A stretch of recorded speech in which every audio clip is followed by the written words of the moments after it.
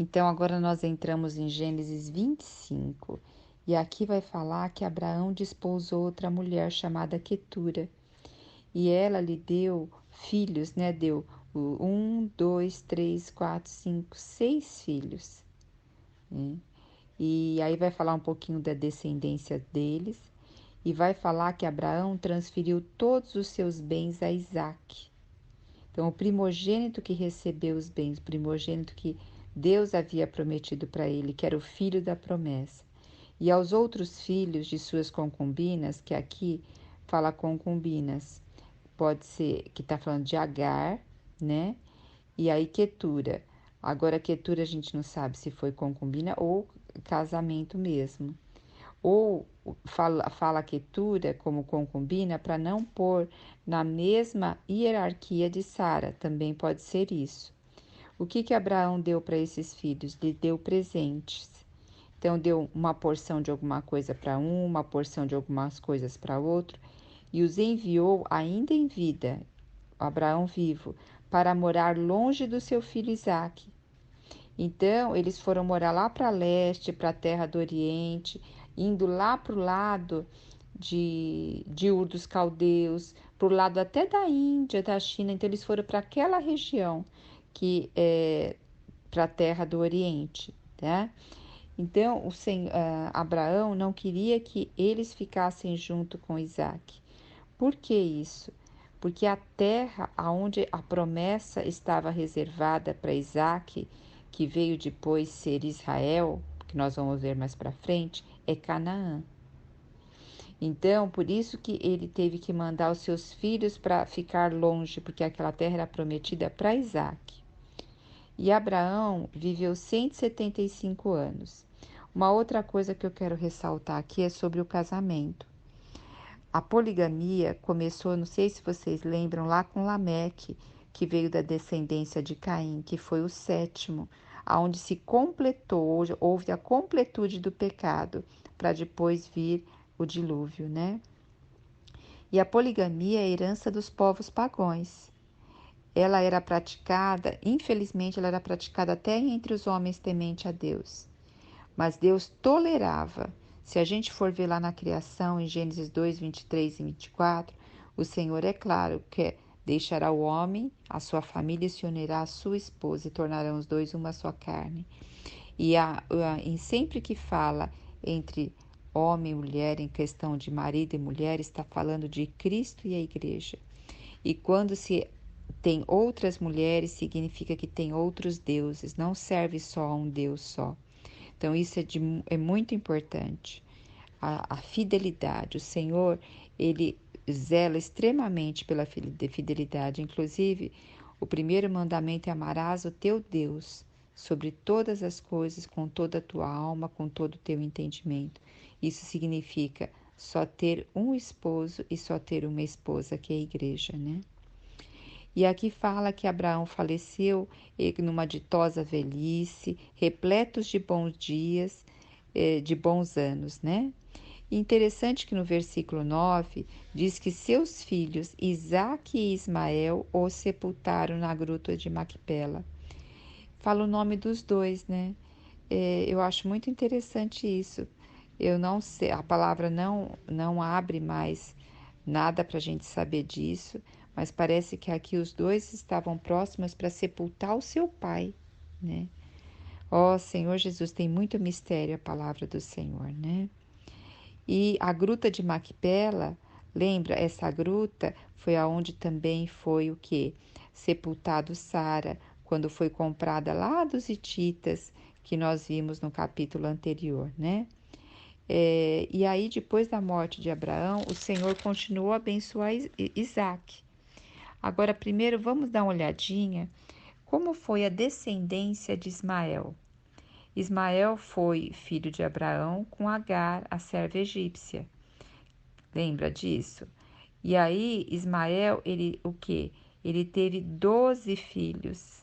12 filhos de Ismael que se tornaram líderes de suas tribos e seus povoados, se tornaram príncipes. E eles foram e acamparam e acampamentos passaram a ser chamados por seus próprios nomes. Então, cada lugar que eles iam estabelecer, um local ali, um acampamento, era dado o nome deles. Então, e eles foram para aquela região que sai ali de Canaã, de Jerusalém, de Canaã, e vai perto das fronteiras ali do Egito, naquela direção. Enquanto os outros filhos de Abraão foram para o lado do Oriente, para o outro lado, que da onde Abraão veio, ou melhor, desculpa, isso mesmo, isso mesmo. Os outros filhos de Abraão com Quetura, eles foram ali para o lado do Oriente, ali para o lado onde ficava Ur dos Caldeus, Babilônia, pode ser até que foi para o lado ali da Índia, da China, esses outros filhos. Agora, os filhos de Ismael já foram ali para a região mais para o lado do Egito. O Egito, ele fica no norte da África, tá? E agora nós vamos ver as descendências de Isaac. E aí vai falar que Isaac já não foi assim tão fértil, né? Quanto Ismael. Isaac, inclusive, orou para que sua esposa tivesse filhos. Isaac casou com 40 anos. E depois de 20 anos, Rebeca ainda não tinha tido filhos. Aí ele orou por Rebeca ter filhos. E a gente vê em Gálatas 5 ou 4, se não me engano, que fala que os filhos da Virgem, não, os filhos da promessa são menor, né? E aqui a gente vê que parece que até o pecado que veio de geração em geração, de alguma forma bloqueava o útero das matriarcas para que elas não viessem a gerar, no sentido de gerar para dar o primogênito. Havia uma força também espiritual maligna, mas aqui tem a oração, tem aprofundar as raízes, que é igual a tamargueira. O Senhor, Ele faz das situações difíceis na nossa vida, situações onde a gente recolhe tâmaras, aonde a gente tem tâmaras, porque nós amadurecemos e crescemos no Senhor. Olha, Isaac aqui deve ter crescido em oração. Nós já vimos que ele lá estava indo para orar quando ele avistou Rebeca. Aqui também fala que ele orou, né? Então se vê que ele era um homem que se apresentava ao Senhor, né? E aí Rebeca engravidou. E Rebeca começou a ter aquela gravidez. Uma criança mexendo na barriga já é complicado, né? Duas crianças, e ela sentia aqueles empurrões no ventre e que expressou muita preocupação nela, porque o que está acontecendo comigo? E ela foi buscar o quê? O conselho do Senhor. Então o Senhor revelou que duas nações estão representadas em teu ventre. Já desde as tuas entranhas, dois povos buscam a separação e viverão como inimigos. Um povo será mais forte que o outro, e o mais velho servirá ao mais novo. Em vida, Jacó dominou Esaú em questão de povo, tá? E nós vamos ver que essas duas nações, Jacó, depois o nome dele virou Israel, então que é Israel. E Esaú, o nome foi Edom, que vieram os edomitas, que nós vamos ver, nós estamos vendo isso agora também, tá? E quando chegou o tempo de dar à luz, eis que trazia gêmeos. O nome das crianças não tinha sido revelado nem dado antes, foi dado mediante o nascimento. Então, o primeiro a sair foi o quê? Esaú. Provavelmente eles lutavam para ver quem era mais forte, quem ia sair primeiro. Então Esaú saiu primeiro. Por ele ser ruivo, deu-se o nome a ele.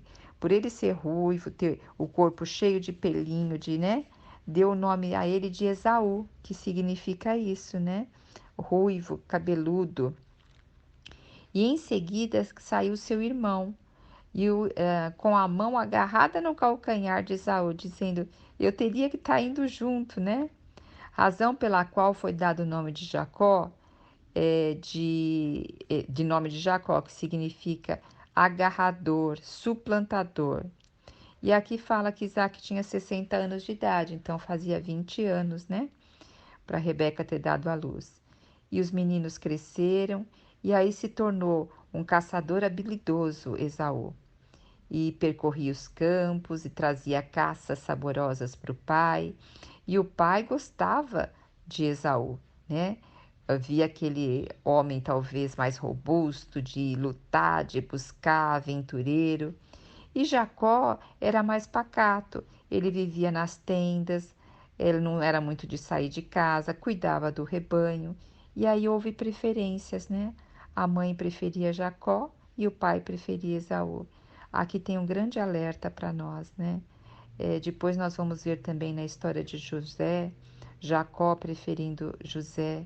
E essas coisas nós temos que ser, como mulheres, sermos mulheres sábias, que não têm preferências.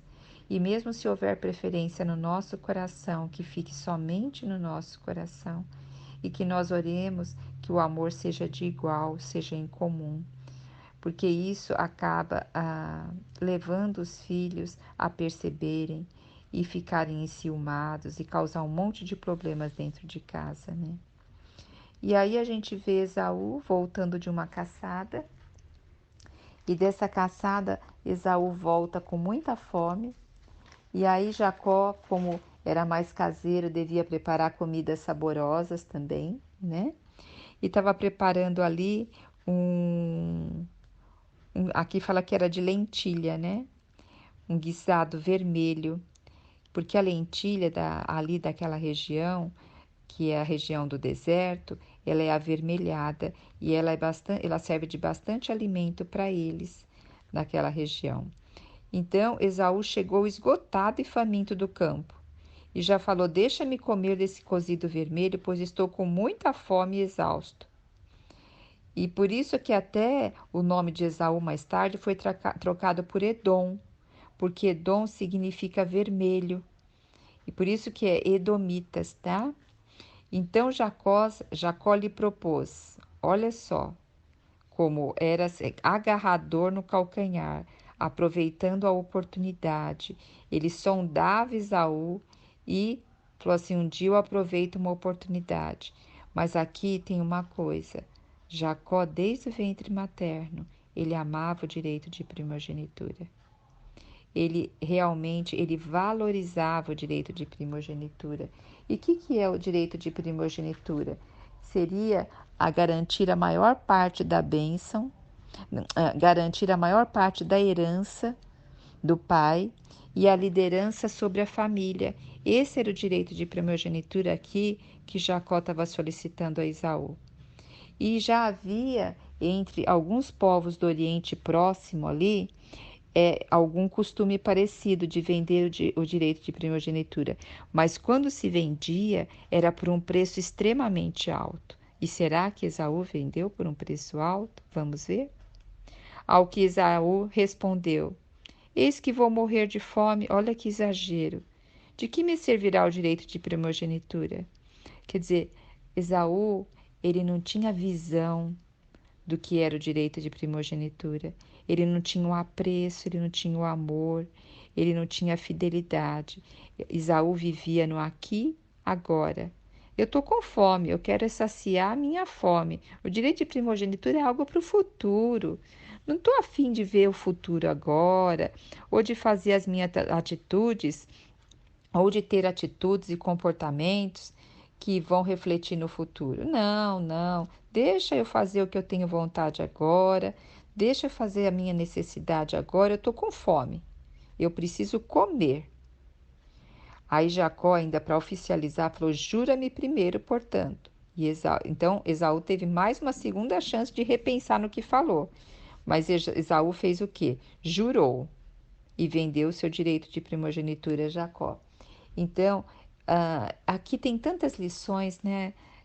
Porque assim, muitas vezes a gente está tão angustiada no dia que a gente esquece que as nossas ações, as nossas escolhas vão refletir no dia de amanhã.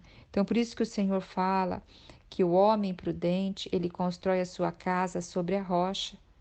porque pode vir a chuva, a tempestade, o vento, o alagamento, e nós vamos estar firmes. Então, o que hoje é a firmeza para nós? É estarmos construindo a nossa vida na presença de Deus, né? Então, Jacó, o que fez? Deu pão ensopado de lentilhas e Esaú comeu, bebeu até fartar-se. Depois que ele comeu, bebeu, já estava farto, deveria, né? Falar assim, puxa, que besteira que eu fiz. Mas a Bíblia diz aqui que ele fala, levantou-se e partiu. Quer dizer, ele nem retrucou. Ele falou, olha, você se aproveitou de mim. Nada disso. Ele levantou e partiu, como se nada tivesse acontecido. E aí a palavra termina nesse capítulo dizendo assim, Esaú desprezou todos os seus direitos de ser filho mais velho. Não termina dizendo aqui, ó, Jacó usou de meios ilegais. Não vamos dizer que Jacó também não esperou em Deus, não aceitou ali a sua posição. Mas aqui ressalta o coração. O coração de Esaú era de desprezo à primogenitura. E o coração de Jacó era de amor à primogenitura. Esaú olhava para o aqui e agora. Jacó olhava para a posteridade. Que o nosso coração possa ser um coração de Jacó, mas e as nossas atitudes possam ser esperadas no que Deus quer e não na força do nosso braço.